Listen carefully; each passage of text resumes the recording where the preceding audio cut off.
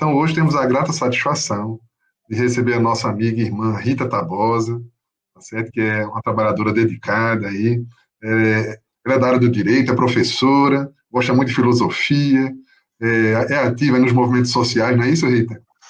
Gosta dessa área, faz um trabalho belíssimo junto a jovens encarcerados. Não sei nem como é que está sendo nesse período, Rita, depois se você Agora quiser está explicar, você suspenso pode por conta falar. da pandemia, né? Isso, né? Pronto, mas é um trabalho Infelizmente. lindíssimo que ela faz, viu? E a gente tem o prazer de estar com ela hoje tratando o tema Não Tentarás o Senhor Teu Deus.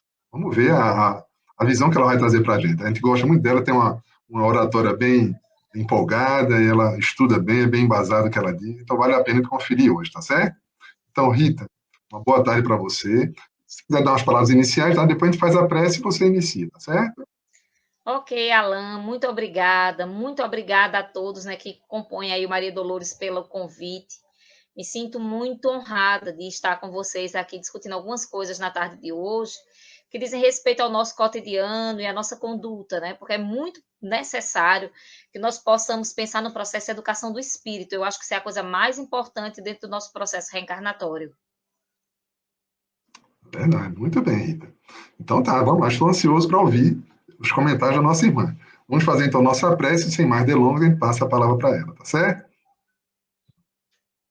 Senhor Jesus, querido irmão, querido amigo, pedimos tua proteção, tua inspiração, para que possamos nessa tarde aproveitar bem os ensinamentos que vão ser dados, que possamos estar com corações e mentes abertas para o aprendizado, e abençoe especialmente a nossa irmã que vai usar da palavra, para que ela possa alcançar nossas necessidades, de todos que estão aqui ouvindo. Muito obrigado por tudo, Senhor. Que tua paz nos envolva hoje e sempre. Muita paz para todos. Que assim seja. Rita, a palavra é sua. Fica à vontade, viu?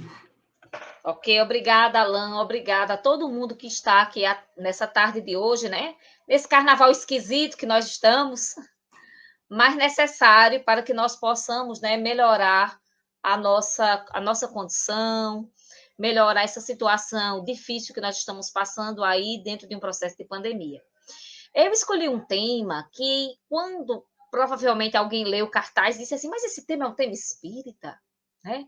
Será que isso de fato faz parte daquilo que a gente estuda no Espiritismo? E eu escolhi esse tema por algumas situações que eu vou colocar ao longo da nossa exposição, certo? Então, quando nós falamos nessa temática, não tentarás o Senhor teu Deus, obrigatoriamente a gente volta para o Velho Testamento Bíblico.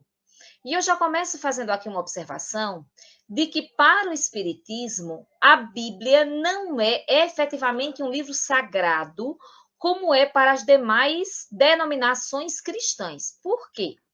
Ela é um livro respeitável e extremamente louvável, né, do ponto de vista de respeito ao culto, o culto alheio.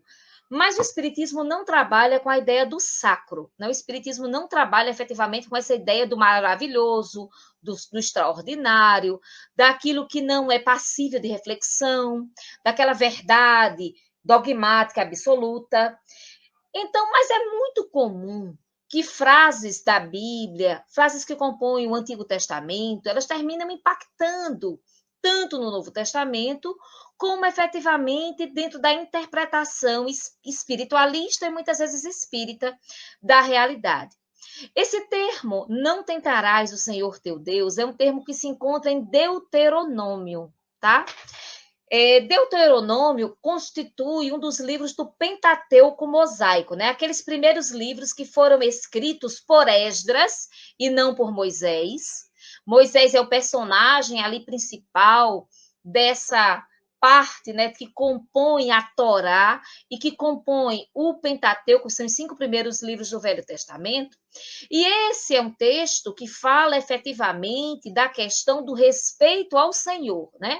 O Deus dos judeus, ele tinha um nome, ele era denominado Yahvé, nós traduzimos como Jeová, e ele era um Deus muito antropomorfizado, ou seja, ele era um Deus muito dotado de características humanas. Ele era um Deus que se arrependeu de ter criado o homem, ele era um Deus que punia os homens de uma forma assim muito assintosa. Então, ele era um Deus com muitas características raivosas muito próprias das características humanas. E aí o Moisés, né, que é o personagem central desses primeiros livros, ele institui para poder dominar e ter em suas mãos, ter um processo de liderança daquele povo rebelde que ele estava tirando do Egito, ele institui uma série de leis. A grande maioria delas, leis civis, leis que dizem respeito ao comportamento humano, para que as pessoas elas pudessem entrar nos eixos, vamos dizer assim, entrar na linha. E o Moisés, inclusive, vai dizer que, devido à construção do bezerro de ouro, ali quando ele foi pegar os 10 testamentos, os 10 mandamentos, né? Melhor colocando, aqueles judeus mais velhos, eles não entrariam na terra que era dada pelo Senhor, né? Do ponto de vista hoje geográfico, se a gente for verificar de onde os judeus migraram, né, de onde eles saíram do Egito para onde eles chegaram, a distância a pé média diria respeito a aproximadamente 8 meses. E o Moisés levou 40 anos, dizendo que ninguém daquela geração antiga, a não ser as crianças, né, elas adentrariam dentro daquela terra jovem, daquela terra mais nova que foi dada pelo Senhor. Acredita-se, para aqueles que tentam justificar o mito como sendo verdade, que eles rodaram em círculos durante todo esse tempo para que aquela população perdesse os maus hábitos para os judeus adquiridos dentro do período em que eles ficaram com os egípcios. Bem, tudo isso são conjecturas. Mas o que nos interessa efetivamente é que lá em Deuteronômio 6, eu peço perdão a vocês, mas é que as minhas orelhas são muito pequenas e o fone fica caindo o tempo inteiro. Então, lá em Deuteronômio 6,16, está escrito assim: não tentarás o Senhor teu Deus como tentasse em Massá. Em Êxodo 17,7, está escrito assim: e chamou o nome daquele lugar Massá e Meribá, por causa da contenda dos filhos de Israel, e porque tentaram ao Senhor, dizendo: está o Senhor no meio de nós ou não? Ou seja, os judeus, uma contenda aconteceu em Massá e Meribá, e os judeus daquela época, eles duvidaram da presença de Deus entre eles, e aí eles questionaram, eles botaram Deus à prova. Em Salmos, no Salmo 95, versículo 8, tem dizendo assim: não endureceis o coração como em Meribá, como no dia de Massá no deserto. Ou seja, fala sobre a obediência ao Senhor e a certeza de que o Senhor estaria entre eles. E aí há muitas interpretações evangélicas dessas passagens. A gente vai encontrar na internet, a gente vai encontrar na fala de padres e pastores. Mas o curioso e para onde eu quero conduzir é que no Novo Testamento, tá? A gente também fala sobre experimentar o Senhor.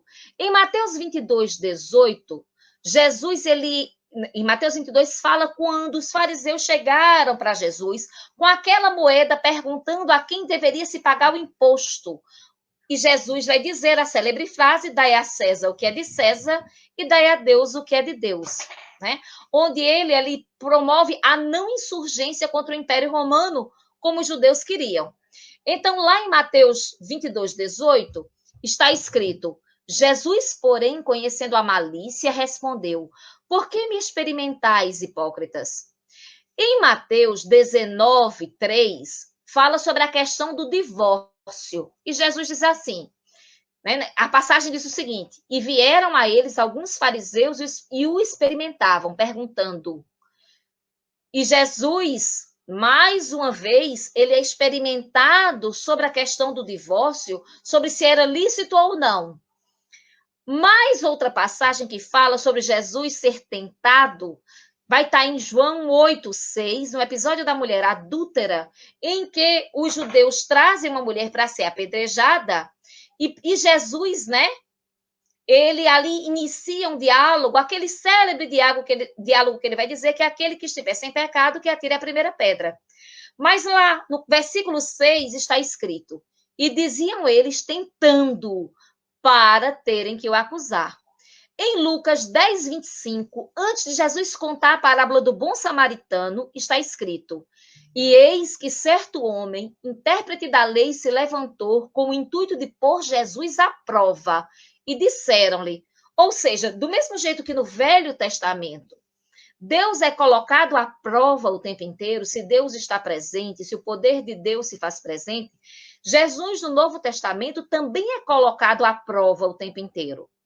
E aí, a frase mais célebre, e que vai dar início exatamente à nossa conversa da tarde de hoje, está em Mateus 4:7. Jesus está passando 40 dias no deserto, aparece para ele Satanás, o inimigo, né? E lá ele tenta Jesus, ofertando a Jesus muitas dádivas, né? Todos os reinos do mundo, uma série de riquezas. E Jesus rebate todas aquelas ofertas que lhe são feitas. E lá no versículo 7 está escrito: respondeu-lhe Jesus, também está escrito, não tentarás o Senhor teu Deus, fazendo uma referência claríssima a Deuteronômio 6, versículo 16. Bem, qual a interpretação espírita disso? Nós estamos vivendo uma época de pandemia. Nós estamos vivendo uma época de carnaval, onde nós vamos encontrar a grande maioria, se não a totalidade das cidades brasileiras, com suspensão do período de carnaval. Na rádio da nossa cidade, né, aqui tem algumas pessoas de fora, nas rádios de Caruaru, essa semana foi dito que aqui já não costumeiramente não tem carnaval, tem uma semana pré-carnaval muito intensa, mas na semana de carnaval não tem. Mas a rádio dizia o seguinte: apesar de nós não termos um evento carnavalesco, nós teremos uma atividade muito intensa de turismo religioso. E os hotéis da nossa cidade estarão lotados para receber esse público. E eu fiquei me questionando. Ora, nós não teremos um evento de carnaval de rua, mas nós teremos um evento de turismo religioso, onde as pessoas irão para as suas igrejas, onde as pessoas irão para os seus retiros espirituais a fim de se purificarem, e lá não vai existir aglomeração, não? Ou seja, qual é o grande problema? É a música e todos os festejos folclóricos envolvendo o carnaval, ou é a aglomeração? Dentro de um período pandêmico, o grande problema é a aglomeração. E não efetivamente para onde você vai, mas com quantas pessoas você está. E em que situação você está. E isso me fez refletir muitíssimo, sobre um evento espírita que aconteceu aqui em Caruaru, que acontece já há alguns anos, chamado Cartas da Imortalidade. Caruaru tem 2 grandes eventos espíritas em seu calendário, né, todos os anos. O primeiro é o Cartas da Imortalidade, acontece sempre no mês de setembro, e o outro evento espírita chama-se Revivendo Jesus. Esses 2 eventos esse ano, eles aconteceram de forma online. Para quê? E por quê? Para não gerar aglomeração.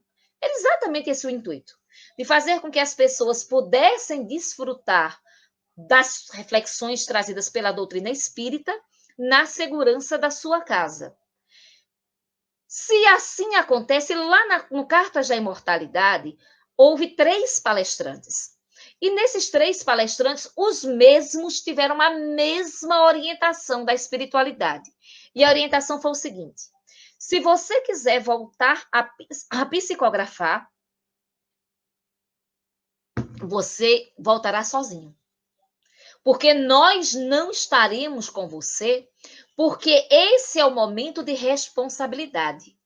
Esse é o momento que nós temos de cuidar do outro. E aí, todos eles reiteraram fortemente as suas palavras. E como é que, em nome do Senhor, as pessoas voltam a gerar aglomeração no intuito de louvar o Senhor? É uma coisa muito curiosa. Então, quando se fala em não tentarás o Senhor teu Deus, tá?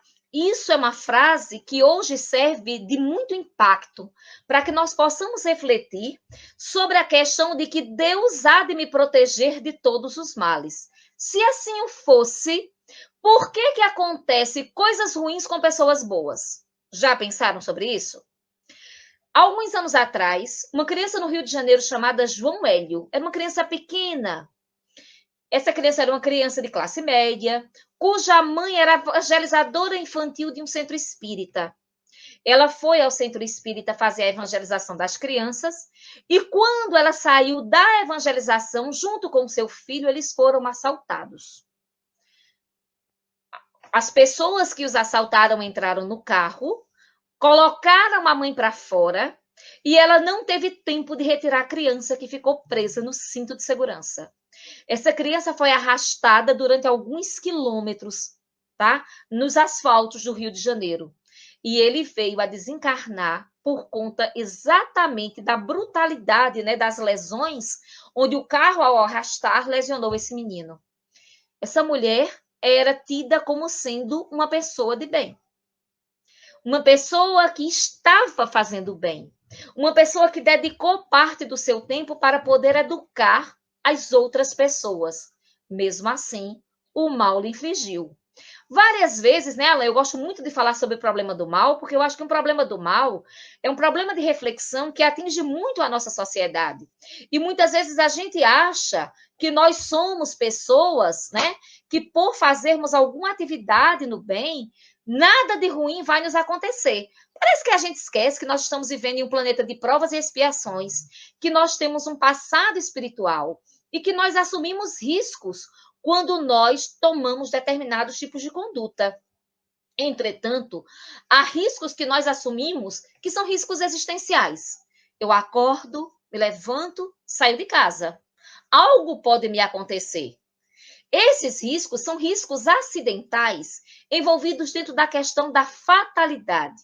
Quando no Livro dos Espíritos nós fazemos as nossas reflexões acerca de fatalidade, nós podemos dizer com toda certeza, né, de acordo com a instrução que nos é dada pelos Espíritos, que nós não sabemos efetivamente o momento do nosso desencarne, porque esse momento é o momento da fatalidade, quando nós não provocamos esse desencarne.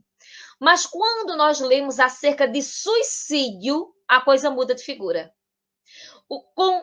O suicídio a antecipação da morte do indivíduo provocado por uma deliberação de liberdade, seja de forma consciente ou seja de forma inconsciente.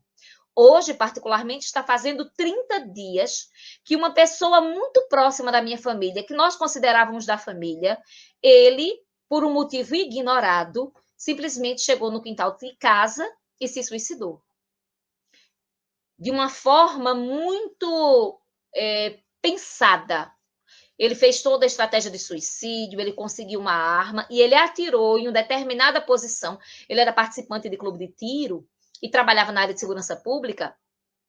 Então, ele sabia efetivamente onde atirar de forma que ele não pudesse ser salvo, né? De forma que pudesse ser fatal.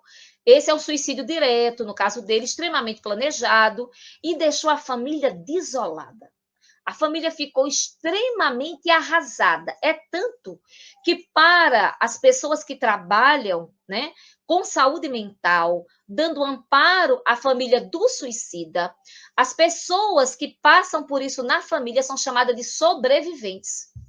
Tamanho é o trauma que é ocasionado por uma morte abrupta, brusca, né? Onde a família muitas vezes não espera e termina tendo consequências muito graves, muito sérias em relação à unidade familiar e termina afetando a vida das pessoas como um todo, né?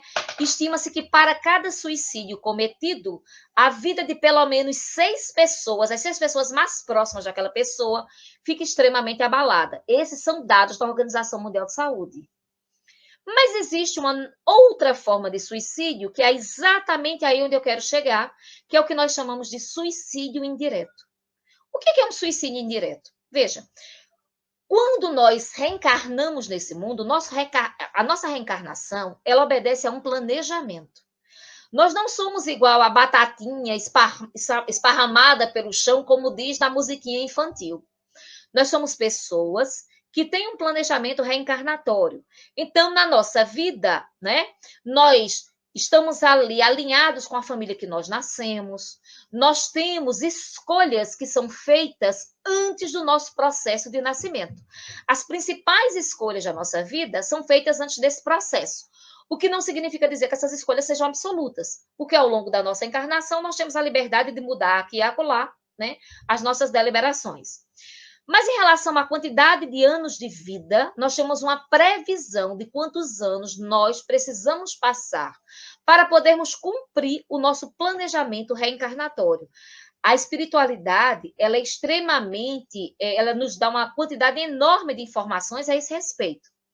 Acontece suicídio indireto quando, através da minha conduta, eu apresso o meu desencarne, eu apresso a minha volta para a pátria espiritual.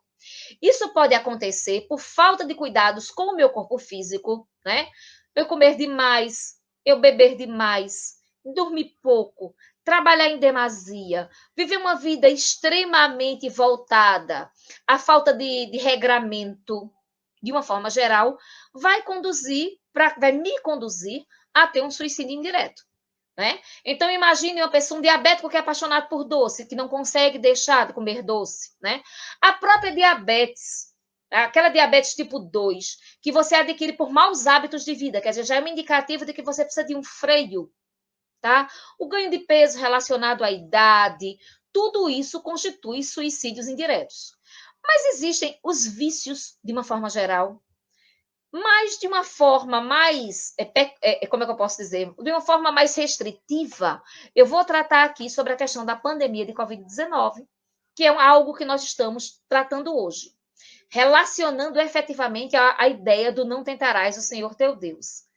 Muitas pessoas que se dizem religiosas, dos mais diversos matizes, acreditam que Deus, a espiritualidade, os santos, os espíritos de uma forma geral, ou todas aquelas pessoas que estão relacionadas com o nosso planejamento reencarnatório, têm obrigação de lhe salvar a existência, menos a própria pessoa.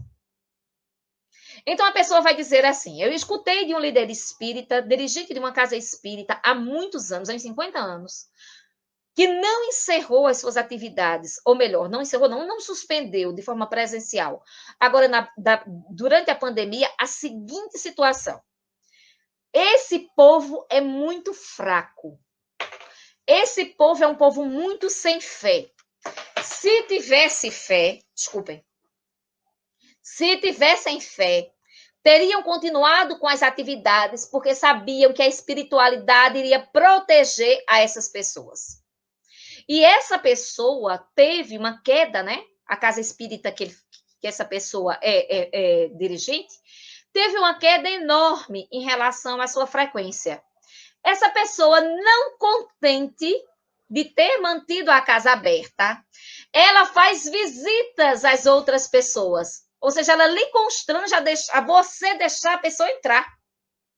Ela bate na sua porta e ela sai de casa em casa visitando as pessoas, abraça, beija, não tem nenhum cuidado, abomina o uso de máscara porque diz que isso não é necessário, que isso é falta de fé em Deus, e simplesmente visita as pessoas como se nada tivesse ocorrendo, colocando a posição de cuidado, né, dentro de uma posição de falta de fé. Ou seja, adota uma postura extremamente negacionista em relação aos nossos processos existenciais, tá?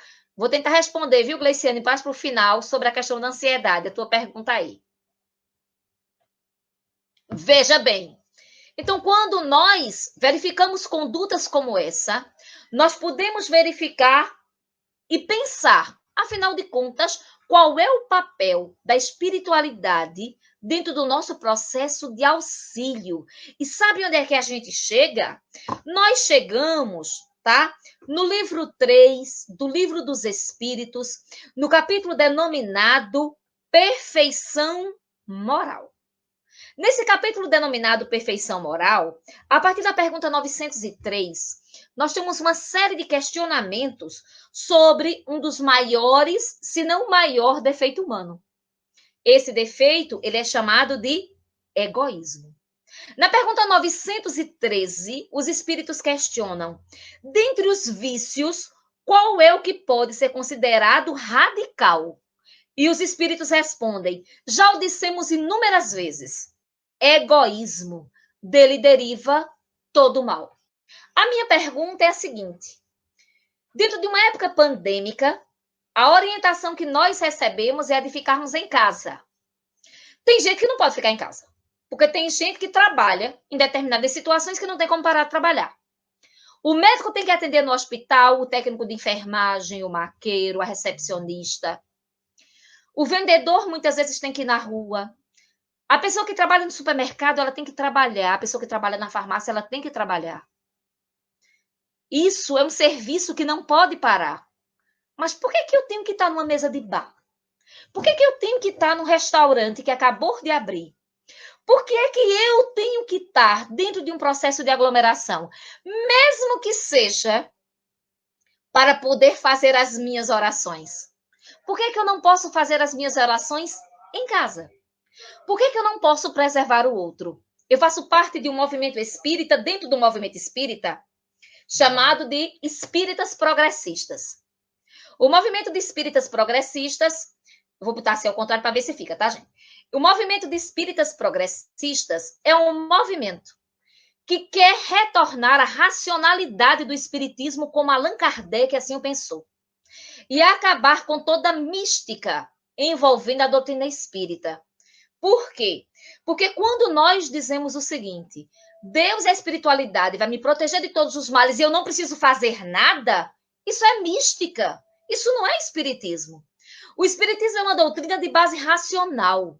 E a base racional me diz o seguinte, eu sou o senhor do meu destino e da minha vida, e tudo aquilo que eu faço implica consequências em relação à minha conduta.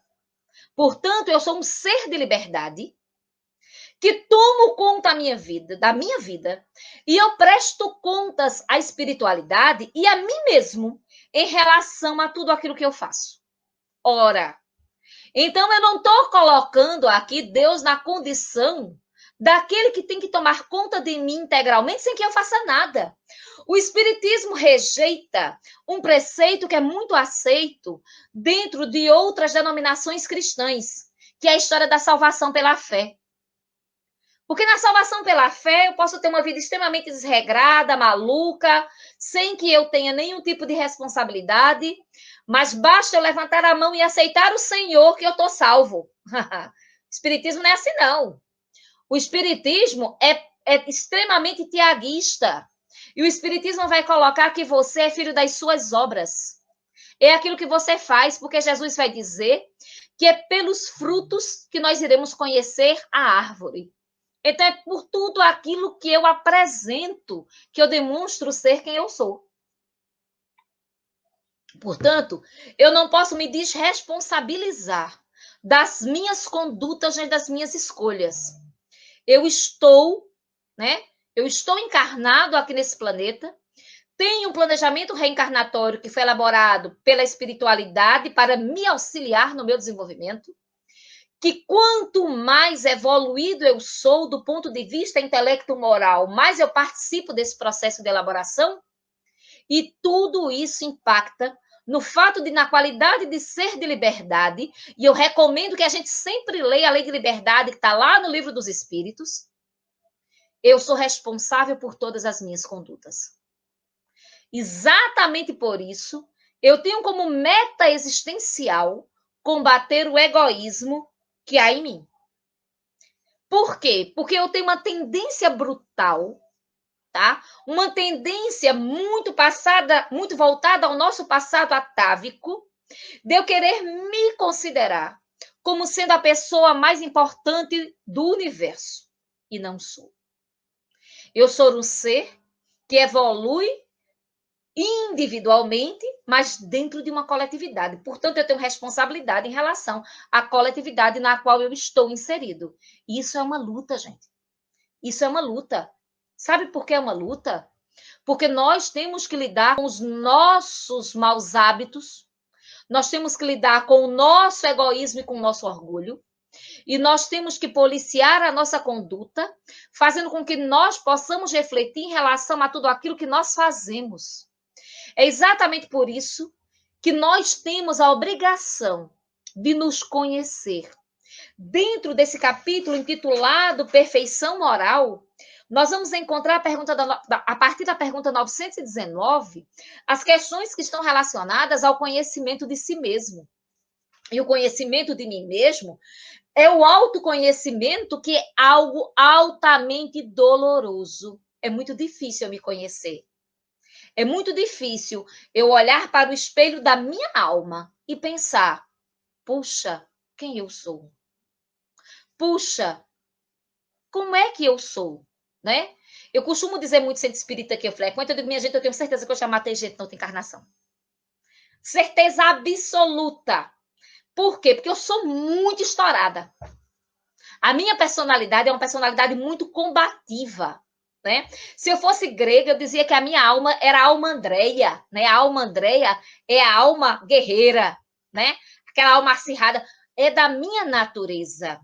A questão é, o que é que eu posso fazer para minorar essa condição? Como é que eu posso fazer para ser mansa e pacífica? Porque Jesus lá dizia, né, bem-aventurados os mansos e pacíficos, porque eles herdarão a terra. E eu quero herdar a terra. Então, para herdar essa terra e garantir a minha reencarnação, eu preciso de mansuetude. E não é fácil. É o que a gente chama de matar um leão todo dia, né? A mansidão é difícil, muito difícil. E para que nós possamos matar esse leão todos os dias, né? Para que nós possamos, de fato, ser mansos e pacíficos, nós precisamos ter um processo de autoconhecimento e saber das nossas limitações. E saber medir o nosso cabedal de egoísmo. Por que, que eu tenho que ir para a rua? Por que, que eu tenho que desrespeitar as pessoas? Por que, que eu tenho que constranger as pessoas a me receber? Olha que situação vexatória, né? Eu não sei como é que está na família de vocês, mas na minha família a gente está tentando ter um certo cuidado. Eu tenho o privilégio de poder trabalhar em casa. Né? Do meu trabalho poder ser exercido da forma remota. E eu acho que isso é um grande privilégio. E eu tento evitar que os meus parentes descuidados me visitem. Os meus parentes descuidados, minha gente, eles são extremamente hostis à nossa postura. Eles dizem que nós somos metidos, que nós só queremos ser, que nós somos elitistas e escolhemos as nossas companhias, sabe? Porque as pessoas, elas querem viver no mundo de fantasia. Agora, né, dentro do movimento negacionista, nós temos agora o movimento de só notícia boa. Minha gente, nós estamos no pico de uma pandemia, tem mais de 1.000 pessoas desencarnando abruptamente todos os dias.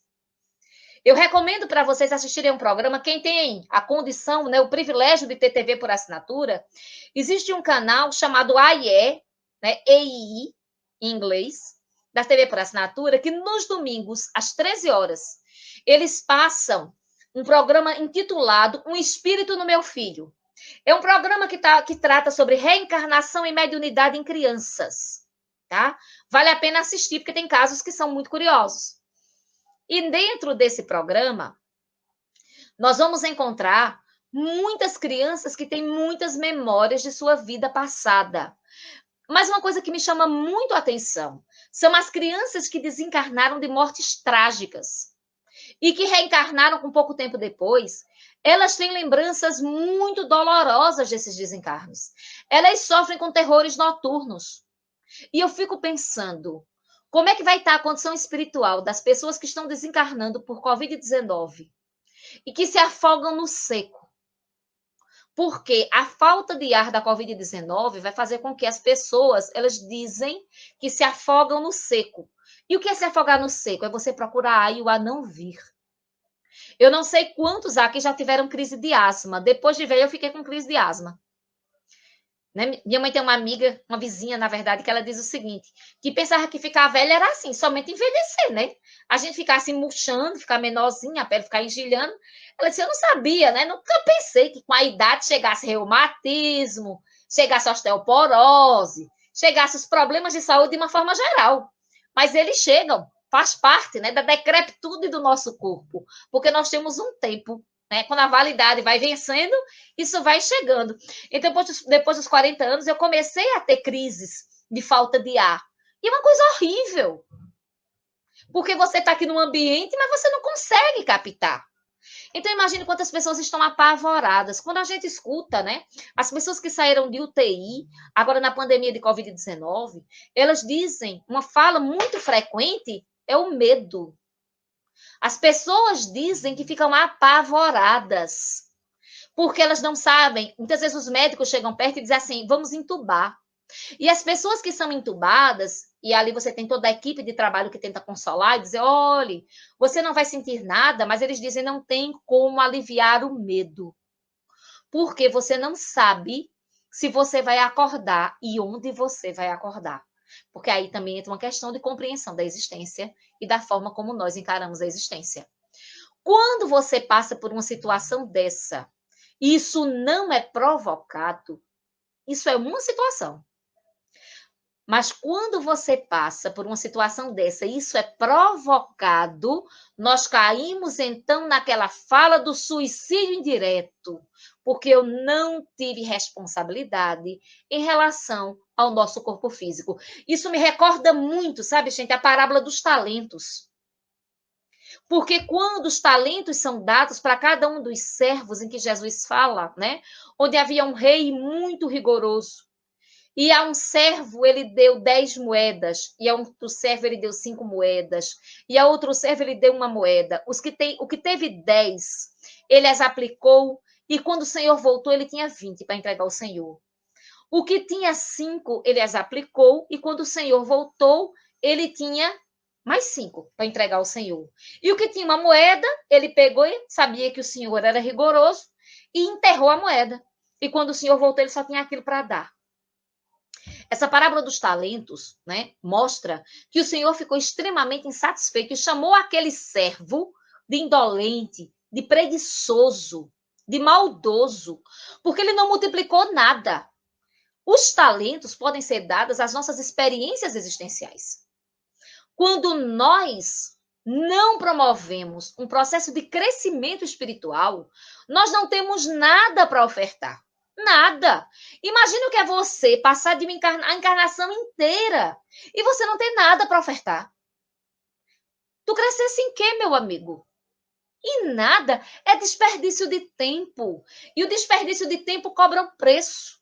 A inércia cobra o preço através da aplicabilidade da lei de ação e reação. Não é uma questão de punição, é uma questão de consequência. Você poderia ter feito alguma coisa de valioso e não fez. E não fez por quê? Porque você era imprevidente.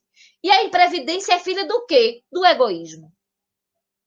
Do eu não querer fazer nada, do eu não estar disposto a fazer nada, de eu ser irresponsável em relação à minha existência. Então, quando nós falamos da ideia de não tentarás o Senhor teu Deus, nós estamos falando de um processo de interpretação muito diferente dentro da doutrina espírita, de um processo de interpretação relacionado ao compromisso existencial que nós temos em relação a nós mesmos e ao outro.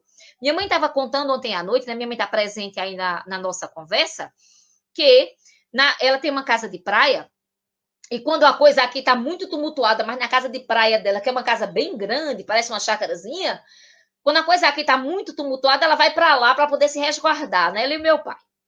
E aí ela contou que lá tinha um rapaz, né? Muito, que não estava nem aí para nada. E aí ele ia para a rua, ele fazia aquilo que ele queria, ele não tomava nenhum tipo de cuidado, porque era uma criatura altamente imprevidente. Pois ele pegou Covid de forma leve, mas ele trouxe para dentro de casa. E contraíram Covid com ele a mãe e a esposa, além dos demais membros da família. Mas a mãe e a esposa desencarnaram. E hoje, além de não ter nem mãe nem esposa, ele tem o ódio do restante dos membros da família, porque o chamam de assassino. E dizem que ele desestruturou a família pela ausência das duas. Aí nós nos questionamos, e qual é a responsabilidade dessa pessoa? Pensem bem, nós estamos vivendo em uma sociedade que quando uma pessoa bebe e dirige, e ela, por ocasião do seu gesto de responsabilidade, vem a matar alguém, nós a condenamos por dolo eventual. Ou seja, aquela pessoa que bebeu e dirigiu, ela assumiu o risco de matar. Ou seja, ela está consciente de que ela não tem a plenitude de suas faculdades. E aquilo que ela faz pode ocasionar a morte de outrem, certo? Então, isso é que é agir com dolo eventual. Então, nós perguntamos, você tem, na grande imprensa, de uma forma geral, um grande cabedal de informações sobre os cuidados que você deve ter em uma época pandêmica de não levar vírus para os seus familiares, de não contrair um vírus que venha a destruir o seu corpo físico. Você também não está agindo não com dolo eventual? Se para a lei dos homens, tá? Se para a lei dos homens, você tem um rigor em relação ao cuidado que nós devemos ter ao outro, com o outro, e em relação à lei de Deus. Afinal de contas, que cuidados é que nós devemos ter? Em relação à lei de Deus, gente, o que está em jogo é exatamente nós combatermos essa nossa natureza egoística. Nós combatermos as nossas más tendências. Na pergunta 914, Allan Kardec questiona: uma vez que o egoísmo é fundado no sentimento de interesse pessoal, parece bem difícil extirpá-lo inteiramente do coração do homem. Chegar-se a isso? Durante várias passagens no Livro dos Espíritos, também no Evangelho segundo o Espiritismo, Allan Kardec fala muito dessa palavra, de interesse pessoal. E vai dizer que o interesse pessoal, ele é um grande mal a ser combatido. O que é o interesse pessoal? Se eu me preocupar comigo mesmo e não me importar com os outros. Vocês já imaginaram, né? O que é viver numa sociedade em que todos só se preocupassem consigo mesmo e não se preocupassem com os outros? Essa sociedade funcionaria? Será que essa sociedade daria certo? Porque no Livro dos Espíritos tem uma informação muito interessante também aqui quando trata de perfeição moral sobre egoísmo. Os Espíritos vão dizer que existem mais pessoas do que nós podemos supor que não são egoístas ou são muito pouco egoístas sobre a Terra.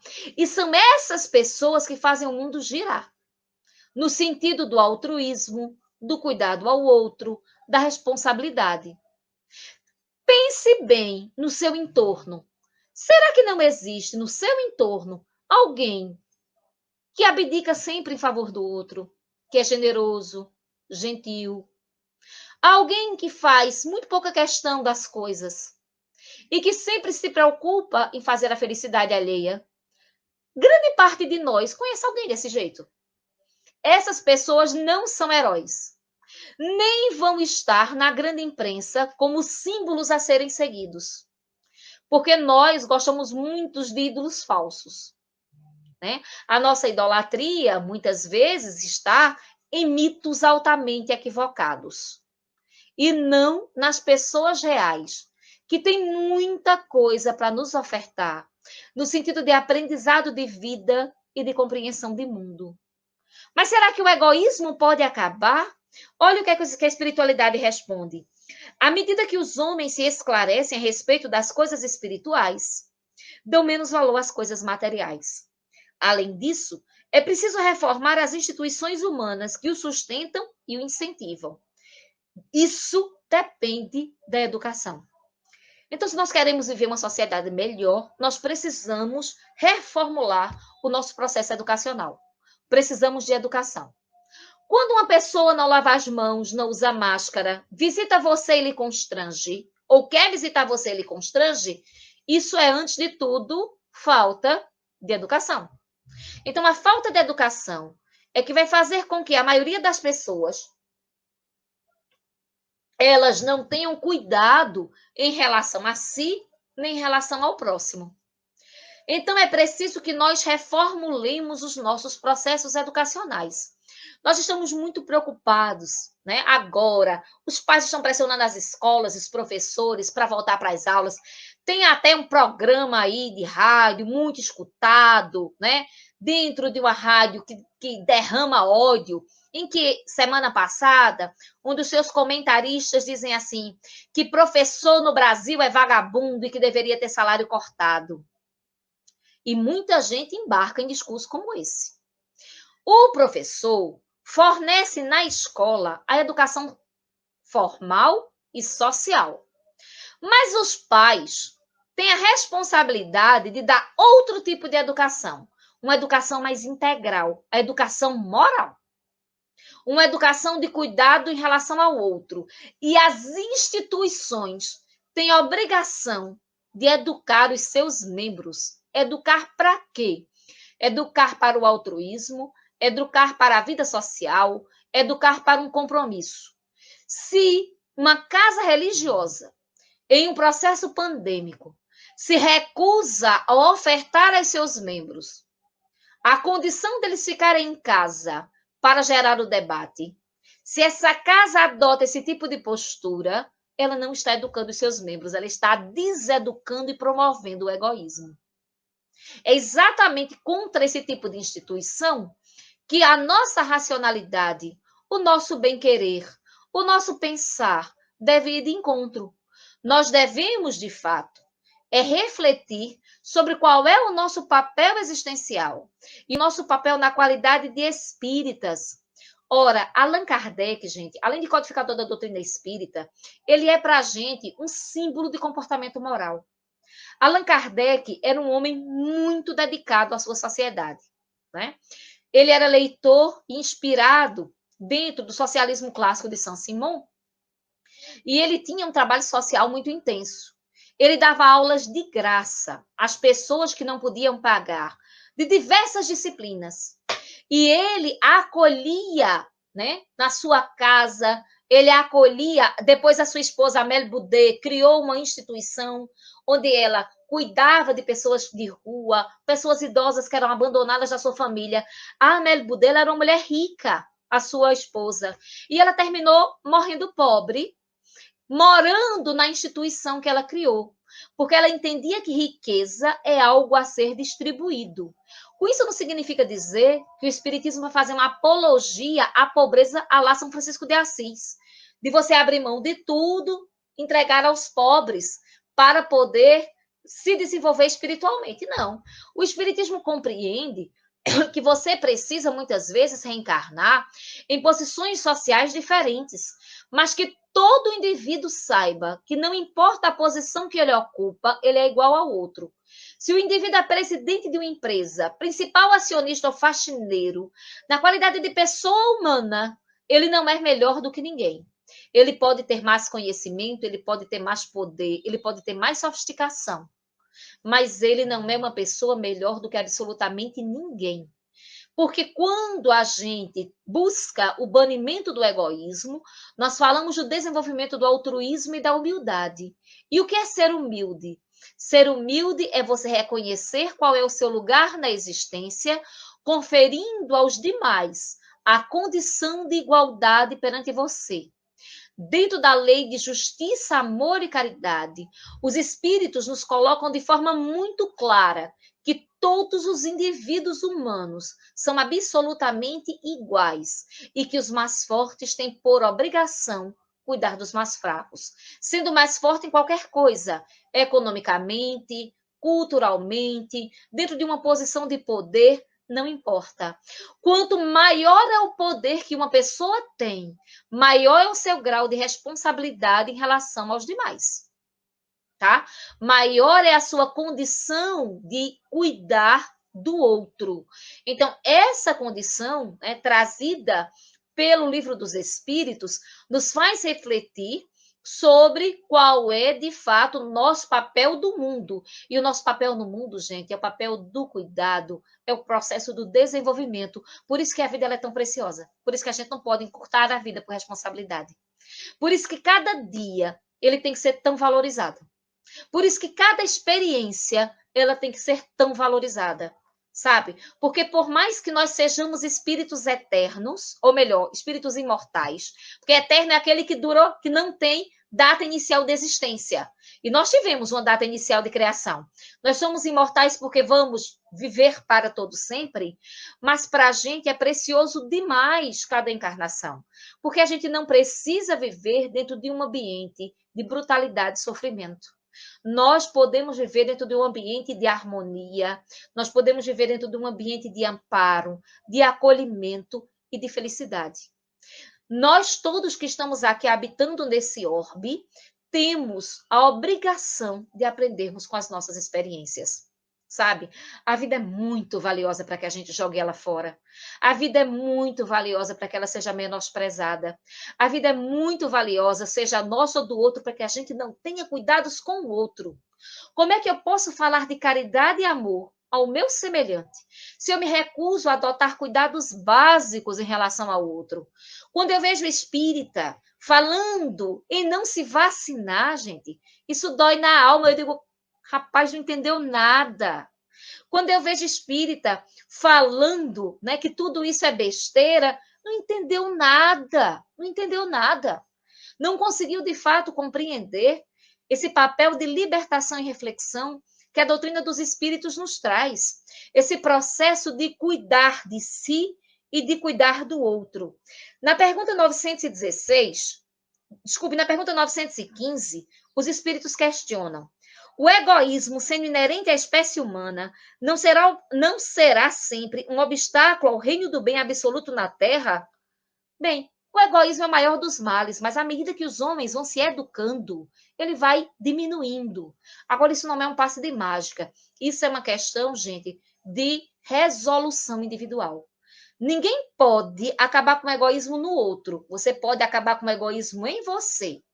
Mas você pode estimular o outro a deixar de ser egoísta. E é exatamente aí o papel das instituições. O papel das instituições consiste no fato de trazer esclarecimento e dizer, olha, senhor, né? Senhora, cidadão, pessoa, olha, figura, seja lá o que for, né? Que denominação nós possamos utilizar. Você tem responsabilidade em relação à tua existência porque ela é preciosa. Houve muito trabalho para você reencarnar. Há muito trabalho dentro do teu planejamento reencarnatório. Não dá para desperdiçar tempo. Não dá para descuidar. É bom cuidar. É bom tratar de tomar providências em relação à tua existência agora. Portanto, a palavra de ordem do Espiritismo é eduque-se. Eduque-se. Cuide de si e cuide do outro e cuide do seu entorno, tá? Não seja conivente com o mal. Sabendo que o mal para o Espiritismo não é o Satanás que tentou Jesus, porque possivelmente Jesus não foi tentado por Satanás nenhum. Jesus foi tentado pelas suas próprias ideias, onde ele pensou, e se eu, né, tomasse conta da terra? E se eu, afinal de contas, utilizasse o poder que Deus me deu, né, para poder, de fato, me tornar um rei? E imediatamente ele se lembrou, mas não foi para isso que eu vim.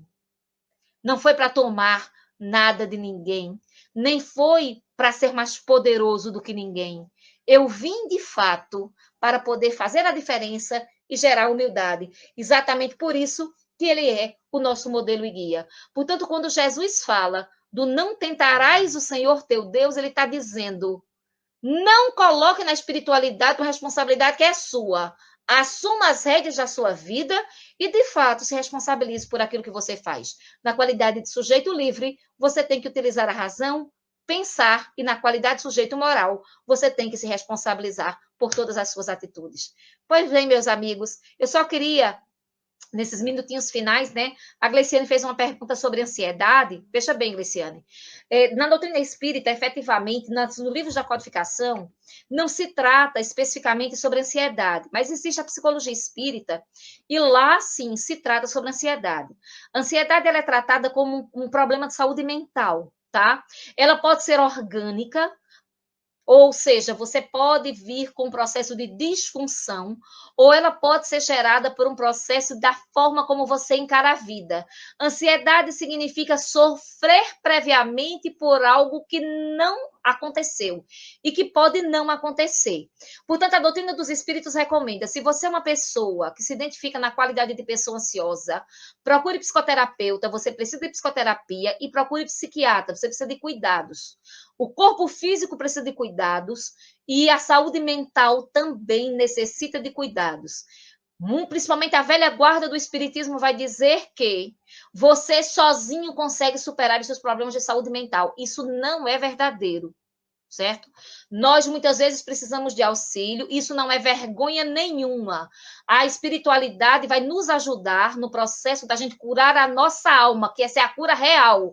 Mas para que essa cura real aconteça, eu preciso estar com o meu corpo físico equilibrado, certo? Só queria dar essa mensagem final. Alain, muito obrigada. Espero que todos nós possamos refletir sobre a nossa existência e tomarmos muito cuidado para não utilizarmos em demasia da paciência da espiritualidade por irresponsabilidade, tá? Um grande abraço aí para todas, todos e todes e que tenham aí um excelente carnaval em casa, de preferência. Ok, Rita, ok. É isso aí, gente.